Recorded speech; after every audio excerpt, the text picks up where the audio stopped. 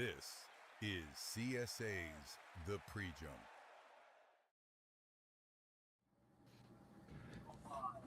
Hello, CSA. We are going to be getting back at it again live with episode 2 of the PreJump. It's Boss Rodella. I'm going to stay here. Same name, same place, same bat time. But on the desk, we've got Kitty, and we're going to have Mr. Ken Whiffy Jr., the man, the myth, the failed to pick me up twice legend. Didn't make it a third time, though. I righted my wrongs, as they would say.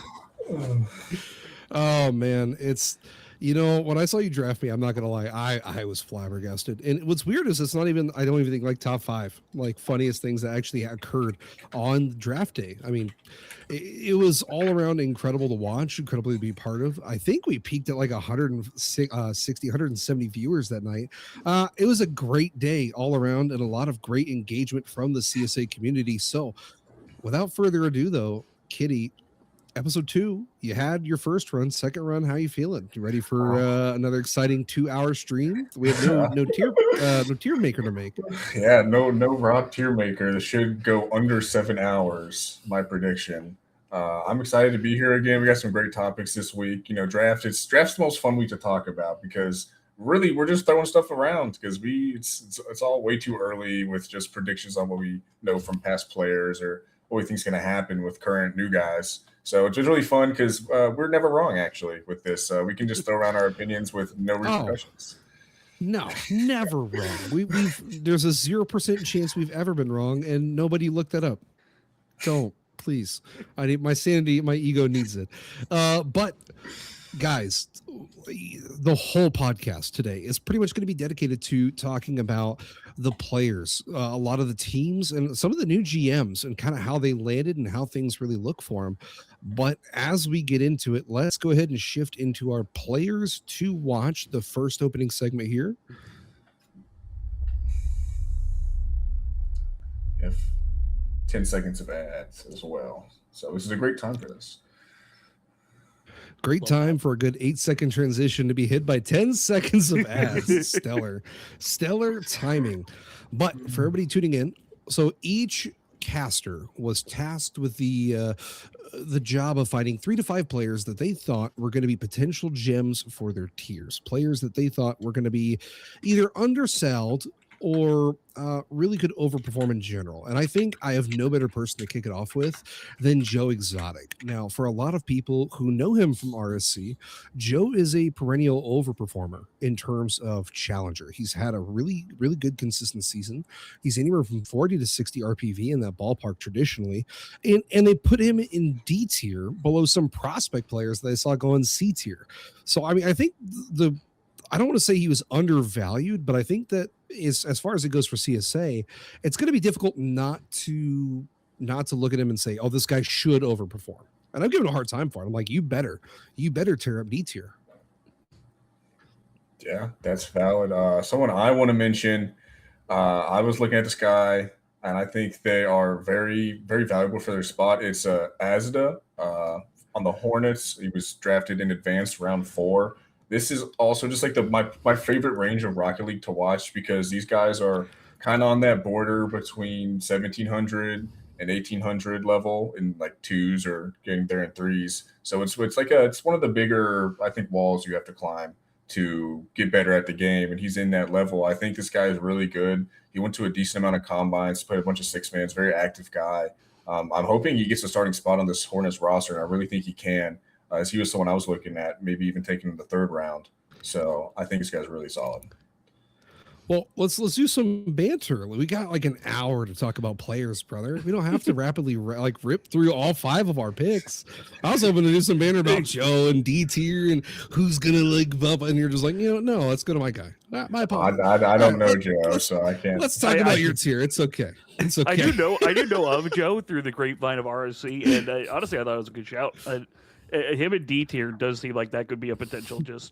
You could look at him and just be like, yeah, okay, that's tier MVP. And I'm going to be real frank. Like, if you're undersold, right, you're placed in a tier where realistically, like, everybody around you is going, and he had people message him like, dude, how did you fall to D tier? What are you doing? Did you pay someone? Like, who do you know in numbers? Like, did you spread like rumors? Did you like, what did you do to fall? And when you're in that kind of a season, you have to perform, or I mean, there's a level of expectation of almost, I don't want to say overperform, but it's like, you better be the top of your tier. You better be one of those players that everybody tunes into every week and goes, yeah, he's going to drop 500 points a game. Because if you don't, I don't say it's embarrassing, but it's definitely pretty up there. It's definitely that kind of feeling of, wow, this guy was in D tier, like numbers was right, but dude, like how'd you not kill it in D tier? So I'm definitely at that point where it's like, I love the guy, you know, we're in the same franchise as far as RC goes, but Joe, if you're watching, I need you to I need you to be right. I need you to be that guy who's just like, you know what, I got that ego, I'm gonna win. And that is the part of the pressure that comes with either being just complete, like if you're undersold by a lot, or if you're like the first round pick of a tier, you're expected to be the powerhouse of your team. Yeah, another thing I want to mention about the Division Two, those are all like new GMs. It's their first time doing it here in CSA. And another big thing about the CSA draft is that your sal fluctuates with where you get picked. So for the case of Joe Exotic, if nobody knew him, if all the newer GMs in Division Two weren't RSC guys, didn't know him, he's going to fall and his sal is going to be lower than, say, expected because people didn't know him. Obviously, that happened because if this guy's as good as everyone's saying he is, this guy obviously should have gone way higher than D tier, but just the new GMs didn't know him. He falls, and now he's in a great spot in CSA to perform very well and have a great season. Absolutely. For sure. And I want to reiterate. I know we talked about this before. Some people have been likening it to almost a second league. It's not. You're a part of CSA. You're in the mix. You have the eligibility to perform and move up and work your way into Prodigy and Academy. There's nothing stopping you. So I just want people to know that, like, you're not different. Like, yes, is there a skill gap? Sure, but I've seen a lot of people really greatly learn and perform better over the seasons and really grow as players. I can't wait to see a lot of these people work their way into Prodigy and make me look bad next season. So but okay, now let's cycle over back to Mr. Kitty Meow. Your guy, the name. I'm drawing a blank now. I've talked too long about Joe. My guy Asda, he's an advance on the Pittsburgh Hornets. He was drafted in round 4. Oh, Pittsburgh! You picked a Pittsburgh player. That's That's growth. That's the only good Pittsburgh player this season will be him. The rest of them will be the worst players in the league. I'm just so proud of you, Kitty. I love seeing you pick a Pittsburgh player. That's some growth from episode 1. That's growth. That's growth from you. Advanced is a weird tier for me, right? Like, there's some players I've seen, like DJ Dancing Duck Gift. Like, I've seen him perform tremendously. I've seen him win multiple chips in RSC. He always rises to the occasion. Granted, he's always had a really good team around him when he wins chips, but you know, teams win championships. I mean, you've got Chakawanu. What's the play style of this player? What makes him that kind of guy where you're like, this is the guy? I think my favorite part about him is his smartness to not go for stupid stuff. Like I don't see him go for like, oh, my teammate's up, yeah, let's pinch it on the ceiling. Like, he doesn't go for the ridiculously stupid stuff he shouldn't be going for. He realizes and recognizes different scenarios in the game and kind of plays around it. He's like, okay, so what my teammate's doing, I'm going to get in the right spot. Or if he's like, my teammate has low boost, I don't think he can win this, I'm going to go play his loss. He usually is in the correct spot. And then when he is on ball, he can really make something happen. So I think he just has like this super ideal play style where it's kind of like, if you like were playing 2K and you had a Kevin Durant build, it's like, oh yeah, I want this. I could totally see how this is going to be really good. He just plays the game the right way. Okay. Respect. I like that. Ken, thoughts on Advance? Thoughts on the player? The thing of it, I don't know the player all too well. Like, at least I haven't seen a ton of play from Asta. But I mean, if Kitty likes him, I'm inclined to like him for now until I have a reason not to. Fair. And I'm gonna be honest, like, he's 1690, right? And I've seen players as high as 1740. Actually 1745 as I'm looking at the sheet. it's not like the greatest jump, but there is a lot of incredible talent in that tier. So if he's exactly what Kitty says, that would be a great call out. I'm excited to see how he performs, though. I don't know really much about him, but I'm interested to see how it goes. I do think advanced. I think advanced could be one of the most top down, like just hardest tiers to try to get right, because I feel like there's so much just the skill that can be had in those MMRs that got drafted. That I feel like between that and Prodigy, I think are the two like highest. Like we could see just this huge skill variance between players. Mm-hmm. For sure.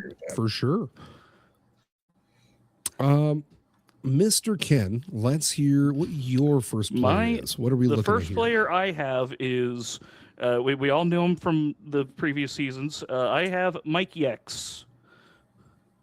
That was one of or mine Mikey as well. X, depending on how you want to say it. I actually don't know the proper way. I can't lie to you. Mikey X. He was also one of mine. So we should have gotten together beforehand. Man, me saying, "Hey, put your notes in podcast chat" might have helped here. Oh, I made more than just 5, so I'm okay. Okay. That's good. I made exactly 4. I heard 3 to 5. I was like middle. I cheated. I farmed it out to players and asked how they felt about their tiers. Oh, come on. I should have done that. It's so smart. I love it. Anyways, Anywho, so we're both on the mic train here. With him being fourth round, he was fourth round expert pick. I mean, not expert. Sorry, fourth round expert. Yeah, sorry. The name changes get me every time.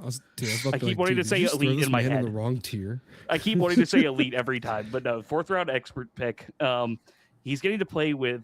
I thought he was going to maybe fall to first round advanced, but he ended up getting snagged up into expert, and he is going to be playing with Smiles, Flare, and Divine, or any combination of those two. I do expect him to make the 3-man starting roster.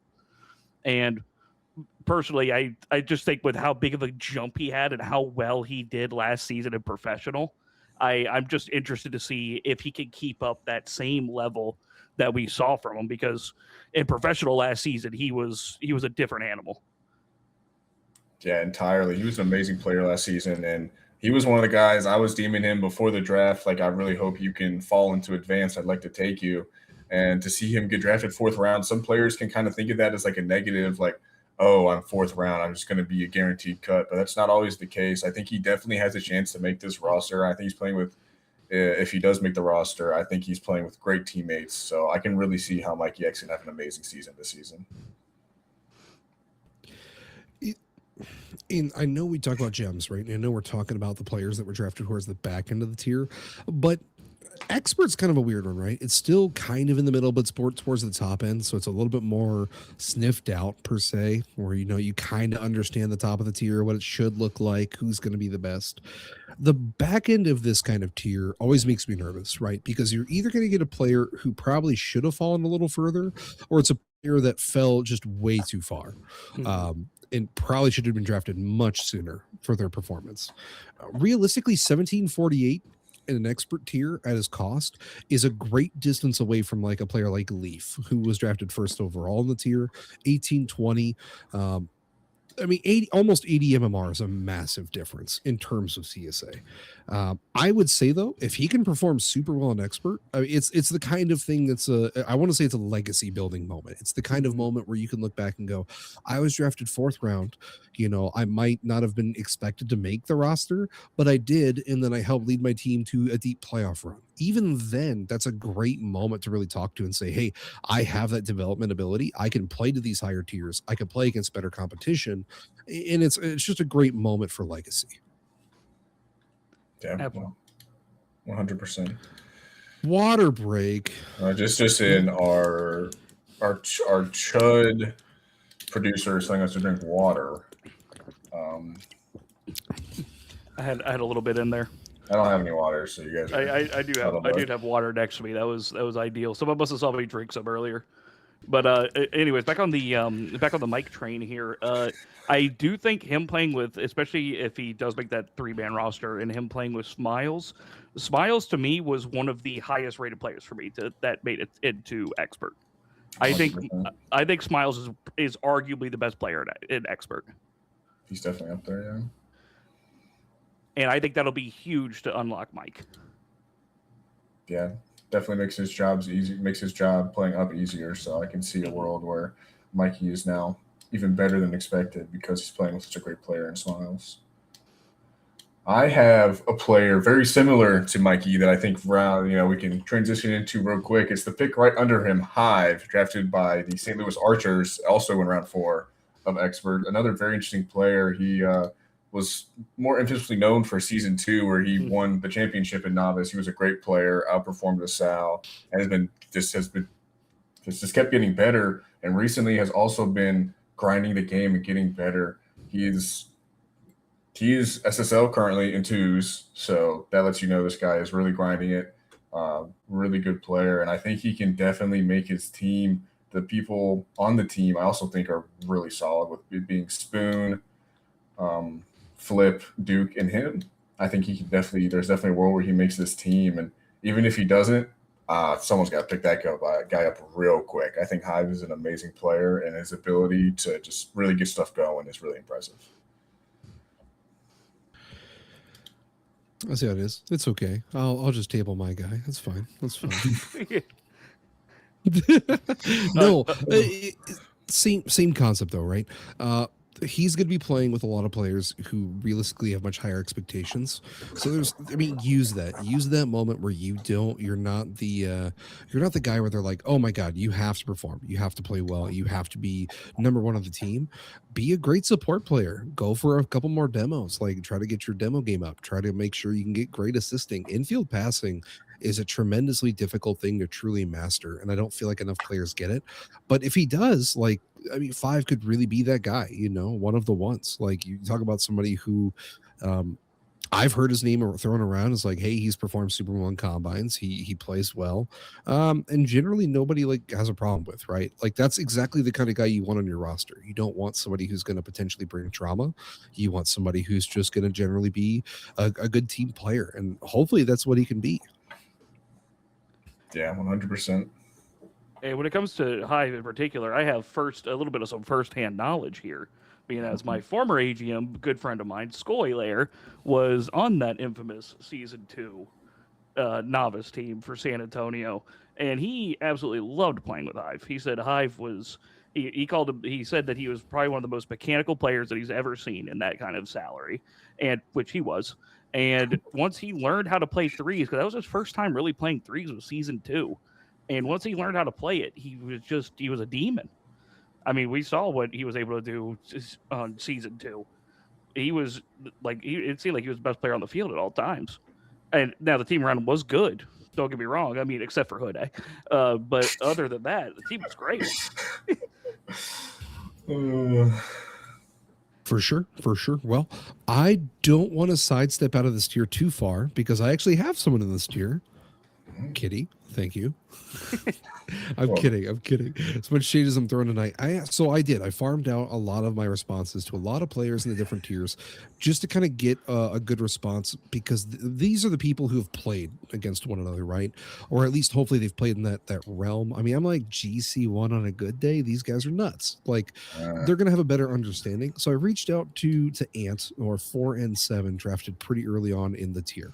And I said, hey, couple quick questions, like, just give me your honest truth. And I asked him, one of the questions was, any players in Expert that you think are going to overperform their salary? And I really thought he was going to pick a player much further back in the tier, somebody that would be like a 4th or a 3rd rounder, and he picked DJ. He said that DJ, realistically, he didn't think that was a realistic sal. He thought DJ's the kind of player that could perform well above his sal. And I think that's probably fair. He's pretty cold, understands like what it's like to win. He's won a few championships with RSC. And I think that's real fair. He's excellent at sidewalls and reads and double taps. And Ant kind of said the same general jazz. He was like, hey, I think he'll cause some trouble on offense. It's incredible as well, like, to be able to understand who you're going to have to circle on the date, right? Who you're going to have to look ahead and say, hey, I have to play against this guy. He's nuts for his tier. Even in round 1, and I think he's undersold. Like, that is an incredibly tough statement to make. Yeah, that's a statement to make for sure. DJ has quite a reputation in CSA that what you were saying does not back up at all, if I'm being True. frank. Yeah, DJ is tragically known for none of his teams ever sticking together. Whether it is his fault or not, that's not for me to decide. But DJ is a great player. I think this is probably the lower end of his value. He did take about, he was like gone in Japan for like 3 months, so he hasn't touched the game a little bit. But I do think that if you're getting peak DJ, you're getting probably a little bit closer to 1820, 1830 value out of him instead of 1798. So I think there's definitely a world where he can overperform this. I also say his team is like a troll / friend team. So I don't know how well that'll affect him being Hey, better or not. sometimes friend ball works. Sometimes it does. Sometimes it does. But yeah, I think DJ's not a horrible shout. If he was really locked in, I think he can definitely overperform the salary. So, I'm not dance battling right now, Red Wizard. I don't have the space behind what? me to dance battle. I got to kick the chair out too far. We can save that. We can save that for when Rob's back. We can, Actually, yeah. I'm Yeah, sorry, Rob. brother. I'd like this not be banned on Twitch, so I will Okay. keep my Yeah, suit if I start jacket as dancing, the- my shirt's coming off. I'll let Rob know. At Rob. Anywho, somebody redeem this man 5,000 points back to his account, please. Refund this man. Refund this man. But I had a couple other questions that were answered by Ant, right? So the second question I fired him were, are there any players you anticipate being MVP caliber and someone you specifically prepare for? And he said, as far as MVP caliber, I don't think I can make a solid prediction. Rocket League is one of those games where unexpected players could rise up and players with expectations could underperform. I think we could prepare more once we see some match results and identify those players. I think it's an ungodly base take. I think the amount of times where I've gotten like I think this person, and then they're garbage, like straight trash can for the season is unfathomably accurate. Like it happens so often, or they'll be like, oh, I think this guy from like the fourth round he'll be pretty great, and then they'll pop off. Like I think having a player who understands that mindset and understands like, hey, let's take a second, let's wait and see, and then we'll go from there. Really gives me good faith in Ant as a franchise member. I do have to throw it on here. I do know Ant through Ant is a friend of myself in Squalayers through a smaller smaller little Discord we have. So yeah, I friend balled picking him, but I think he PR'd answered that. I don't like that. Give us some hot takes, Ant. Tell us that you think some guy's going to be terrible. Give us some random player that's not going to be MVP. Come on. I actually don't hate what he's saying. More often than not, the MVP of the tier is just a guy I've never heard of before. So that's just frankly the truth in CSA with the amount of new players we get in. That the best player is going to be some guy you probably don't know that much about, or that you did not expect to win it at all. I know last season with Dilo, he won MVP in Elites. I didn't know who Dilo was till last season. Dilo's an amazing player now. So I think a lot of it comes down to there's a bunch of new players coming into the league. So as much as that is the PR answer, I do think it is the correct answer. I hate PR answers, but I do love Ant, so I do respect you reaching out to Ant. Ant's the GOAT. I do want to real quick here, just because you mentioned a player in Dilo. I don't have Dilo, but I do have Dilo's teammate next up for myself. Whoa! I got one more thing from Ant. Thing from Ant. Okay. Tell me one more thing from Ant. Sorry, I saw a transition. No, you're good. It's a great transition. But one more thing. So I did say, finally, are there any players in any other tier that you think you see the possibility of them working into expert? It's always great to see like a game recognized game from somebody who's maybe a tier down or two and just understands like, hey, this player is going to be great. Like I remember personally with Yerbo, I remember watching him work from like rival all the way up. He's I think going to be elite now next season in RSC. I could be wrong there, but like to watch him go from below to above, it was easy to identify early on. Ant said again, don't really know the field that well, but there was a 1,600 player in combines that showed potential. I forgot his name, unfortunately, but it was a player who challenged me off far really well and on most of our 50s. First off, Ant, not memorable enough. Apparently, they're garbage. Couldn't remember their name. Number two, for that person out there, if you are 50ing him often and doing well, just know he recognized you, but then forgot your name.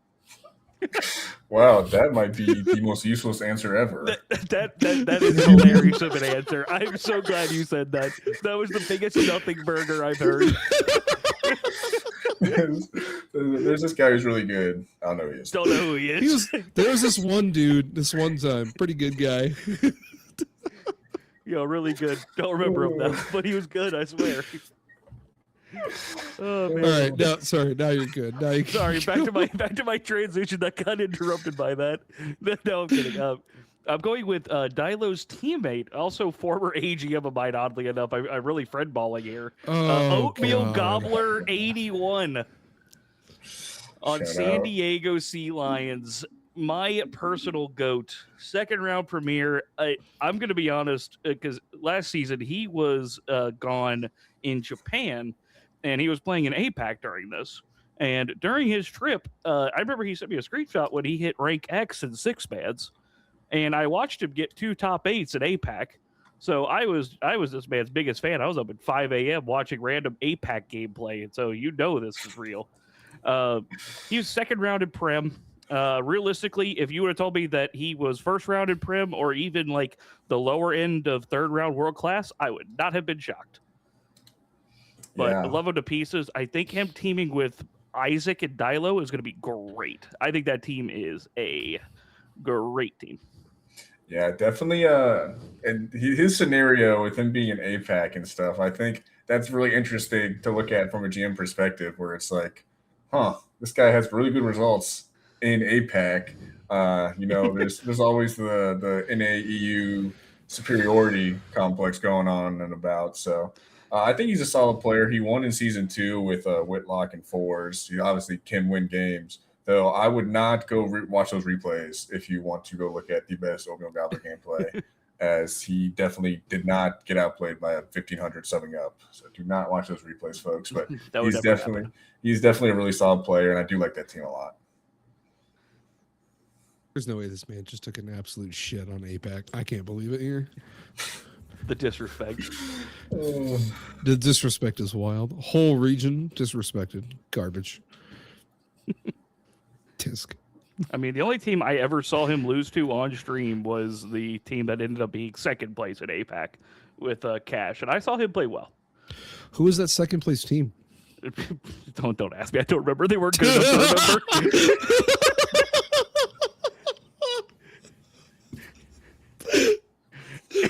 I knew when you asked that, I was like, "Don't say that, man." No, I'm sorry. I'm not trying to reinforce Kitty's stance here, but I mean, maybe you might be right. I just knew it had Cash on it. My favorite EU thrower of all time. I say that as I'm like C3, GC1 occasionally. Yeah, I totally have room to talk. Oh God. Oh God, am I good? No, you just gave a player. Kitty, who My turn. do you have? Who do you have? I have a player in Superstar. His name is Runester. He is a round 1 guy. You actually to the Atlanta Affinity, round 1 Superstar. I think he just slid a lot more than I expected him to. He was one of my options for the second overall pick, and he fell all the way down to 9. I think he would have been super valid going 3, 2, 1. I think all those would have been very valid options for him to go. He was on a really good Minneapolis Meteors team last season with Azu and Eli. So I think this guy has a pedigree. He made a major finals, and he made a decent run in the playoffs at the end of the season. I think he's a really solid player that he just does every little thing right. And I think he's really solid. Some of the people names above him, I think he's better than. And I think this allows him to have a much better team, which could be very scary for a guy that I think is this good. Side note, so you guys are both GMs. You guys have both been in this position before. What's it like when you see a player that you've got penciled in? You're like, man, I need this guy. I need this player. I want to make him a part of my team. It's either going to be that vibes guy where you really want him to complete the roster, or he might be that Mechie first rounder. What's it like when you're watching them fall and you're just like, man, come on, a couple more picks? Oh, it feels great when I actually pick them up, and it feels like absolute despair when they go. Then yeah, it's like, oh my god, I almost one pick ahead. You're just like, you just Yeah. type of that GM. Hey man, bad. Exactly. That's Yeah, not the or- words I use. Are they family friendly? No. Great. Moving on. I'm kidding. No, but like I have heard from GMs before, and they've been like, like I if you fell 2 more picks, I was going to pick you up for my team, and it's like great. And that's always the risk, right? You either take them earlier on, or you find somebody else, and you're like, I want this player instead. Let them fall a little bit. Maybe they'll fall back to me. I couldn't imagine the level of gratification you would feel though if you have a player that falls into like the 3rd or 4th round, and you look and you go, oh wait a minute, that guy should have been drafted way sooner, and I've got him on my board. Let me go ahead and scoop him up real quick. Yeah, definitely. I was going to say, I've only had that really happen to me the good way once, where it's ever came back to me, and I was like, oh, yes, there we go. I mean, apart from last season where I was drafting the all-name team and novice, I did get lucky with that, where Ham Dog Mike fell back to me, and that made me very happy. But usually it goes wrong. Like, I thought I wasn't going to be able to get a pair of players last season in World Class, and I was like, oh, I have to trade up then. I'll go for a different pair. There's no way that pair falls to me. And then the guy I traded with, I watched him get the pair of players I wanted with the back-to-back picks. And I was like, okay, I hate my life. Yeah, that's part of the risk. You don't really know what every other GM is doing, and there's just so many different ones where it's like, oh crap. I know I did a lot of talking with Brick specifically, just because we had similar picks on all the tiers, and I was like, well, I help you out, you help me out. Like let's have a little alliance here. I am playing your team, but if we get players we want, let's try to both get players that we are excited to get on the franchise. That worked out for both of us, so shout out Brick. But yeah, definitely interesting. For sure. Well, for my next player as we pivot here, I'm going to be going back into the Premier tier, talking a little bit about a player I reached out to named Whitlock. I've seen him play a little bit in Lance, met him in person before, so that's always fun to reach out to. But same questions, same order, same bat channel. And he goes, so for the first question, reminder, it's, hey, who do you think is going to overperform their salary? And he responded with, the player I think that's going to outperform their sal is his teammates Luigi and Danger. First off, great shout out to flex your own teammates. Stellar play, great team chemistry moment. Love it. Second, he put, I took them both around before they were supposed to go off sal, but Luigi is as good as me. That is an incredible compliment. I mean, Whitlock is an insanely good player, especially for that tier. For him to turn around and say, hey, Luigi, and this is the same Luigi who was former GM of the Makos, right? Yep. Correct. Love the guy. My former GM used to cast for that franchise. But for him to turn around and look at Luigi and say, hey, this guy's as good as I am, that's a lot of confidence, but also you should be terrified. I mean, if he's honest, like if he's being really frank and being honest about it, having 2,000 equitable players on the same team in in Premier is a great team to start with. Yeah, definitely. I don't think that's a bad shout. I think Luigi's a great player, and he was definitely one of the people on my boards. If he fell to round 3, I was definitely going to snipe him. Luigi's a great player. Whitlock's a great player. That's a kind of PR answer from him as well. Oh, my teammates are going to be the best players. Oh, well, you know what? Good answer. Get wrecked. my teammates are the best. I knew it. But second question, are there any players you anticipate being MVP caliber? He thinks, who I think will be MVP. I would say myself because I got the last 2 of them. Great start, by the way. But Okay, I'm not Laura. being biased, so I would say Connor on Savannah Phantoms. Connor's a good shout. Connor's a very good player. Connor. And I think Connor's team is really good. So I definitely think there's a world where if Connor's playing good, his team's playing good, he can definitely be in the MVP talks. Well, I mean, he's playing with what? Takeover and Hydrogen, right? Like that's really- not a bad lineup in any way, shape, or form. Yeah, I really like that team. But I like his first answer. Go with yourself. Me. Yeah, talk your trash. talk your Yeah. Stir I mean- the pot a little bit. It's fine. I mean, it's fine. for those in the chat who don't know, Whitlock is the best player in CSA history, like pretty firmly. He's got a chip. He's got multiple major wins. He's got 2 MVPs. Some would say he should have 3. He's an amazing player. Some say. And I honestly think that there's just never a world in CSA where you should be counting Whitlock out. He just wins, dude. That is his thing. Yeah. But yeah, stir the pot a little bit. Just a little bit more. A little bit more. If Yeah, you guys come are on. answering ever, just one of your 3 questions should just be straight trash talk. Trash talk, can't speak. Pick a player. Yeah, Don't say their bulletin name board out loud. material. Bulletin board. Let him know. Don't get banned. Yeah, don't say anything like that. Last question. Finally, are there any players in any other tier that you see the possibility of them working into Premier? And you responded with, I didn't fully pay attention to who was on the cusp of Premier Superstar, but there's a lot of great players I love to play with in Superstar that could easily compete in Premier.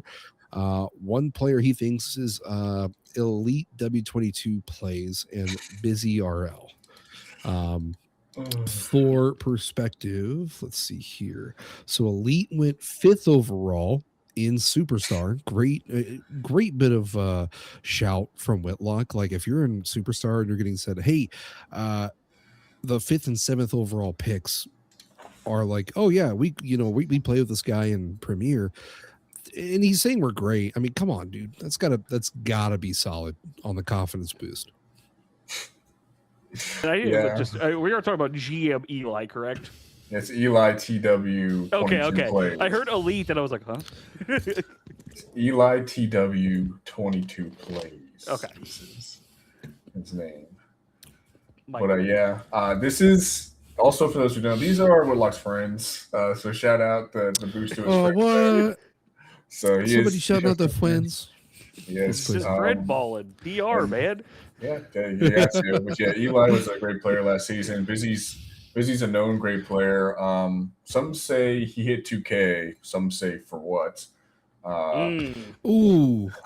Oh, somebody clip that. Send that to me. Yeah, 2K for I'll put what that on my Busy soundboard. is. That is what he is known as. 2K for what Busy. Great player still though. And God. if you hop off deadlock, then Whitlock will be correct. If you are on 5 hours past month, then you might be screwed. I'm shook. I don't know. I think I'd get better if I played only 5 hours a month. I'd have to. I can't get worse. All right, who's got next player? That's all my questions for that one. I have my next player. I'm going down into the realm of Academy. Ooh. And I'm going to talk about a 4th rounder for the Milwaukee Vortex named Quack. Now, Quack is not known in CSA. Quack comes from the same Discord with all my other friends, so I know him. And I will say that putting Quack with a team with Bank Shark on it is going to be miserable for Academy. Quack is what we would refer to as a demo enthusiast, but he doesn't overextend with it. But he will catch people off guard with bumps and demos, and he will open it up for Bank Shark, who I will always throw the reminder in here because Jonesy will never let us forget. 2-time champion, Bank Shark. And I do expect that if those two could work together, especially with their third being either being Llama or Pigeon Aficionado or even TiVo, I think that team is primed to be one of the best teams in Academy. And I think he will be a big reason why their offense is going to be good. Yeah, I can't say I know too much about Quack, but if Bank Shark likes him, he can't be that bad. Academy is a weird one, right? There's a lot of great players in Academy. Trevin, I've seen him play in D20 before in CSA. Really solid player. Unironically, you drafted like half the players that were on like CSA's roster because you picked up Benny too, or their D20 roster, which is funny. But I mean, you've got some great players in there. Like I think Bev going in the 3rd round for Academy was pretty solid. I thought Bev is going to be a great player, especially for that tier. Absolutely. I could not predict Academy right now, though. I did not see the team where I was like, this team is definitively the best above and away. Like I saw so many teams in Academy that I was like, okay, I could see this team winning. Yeah. As a GM, that was my least favorite tier to draft because talent was so close together. Like I really don't know how much of a difference between a 4th and a 1st rounder was in that tier. It was so close. Matter of fact, I had a guy I valued as a 1st rounder fall to me in the 4th. So like it's really like there's just so much talent, and I think it's going to be one of the super competitive tiers this season. That's going to be a really fun watch. Fair. I would agree. Ken, your next player. That was my next player. We were talking about Quack. Do you want me to get another one in? Not you. I'm so sorry. Oh, the big meow. I'm The so big sorry. meow. We combined into one person. My That's okay. apologies. My apologies. All right, I gotta pick between 2 here. I'm gonna go back to advanced, and I'm gonna rock with my boy Dread here. Advanced round 4, drafted by the Archers. Jose does his thing again. Dread he's been one of my draft crushes the last 2 seasons, and I have not been able to get him either season. Screw you, Ken Whiffy Jr. I was gonna say I was a Dread haver last season. He was a Dread haver. I tried to get him, and Ken said really mean things in my DMs when I tried to They get had really Dread. nice things, but those were different Get ones. him, We can't man. talk about those. Yeah, Mods, but right here. but yeah, Dread's one of the guys he's sub 1700 currently. I believe Dread is closer to 1700 as a player, and I think he can outperform that. He has such a solid base below him. I mean, it's really hard to be a bad player when you have such a good base like Dread has. He's an active member of the community, a really cool guy. Everyone likes Dread, and I think having an everyone likes this type of guy as your 3rd or 4th makes the vibe so much better when you have such an awesome dude like that. Oh yeah, I cannot stress it enough. Right, you can have 3 players who realistically are all. Oh, Yeah, Turner. that's a great angle, Boffered Did- up. oh, You need more even gifts. if- Did you stand More up? gifts. Make more gifts. I will not stand up. It looks like you did. We need more gifts. Bro just got vertical. so fast, the whole world turned. Damn. That's torque. That's dark. Just live mid-match, I'll stand up really fast. Oh, it'll really throw everyone Whoever's- off. I like that. Whoever's playing defense will just be shifted like 5 feet to the left. Anywho, no, I can't stress it enough. You get 3 players who are mechanically sound, incredible players. They are the kind of guys where you're like, dude, these guys could all star on their own team. You get them together, they might not perform if you don't have the right glue guy. You don't have the right guy who's going to keep the vibes good, everybody on the same page, having a great time, cracking jokes. When I went to White Collars and got paired with Dark and Billy Gates at RSC. Those guys are just straight comedians, like the whole time, like straight jokes. I don't think we seriously calmed once, but we peaked. Like we went like 27-9.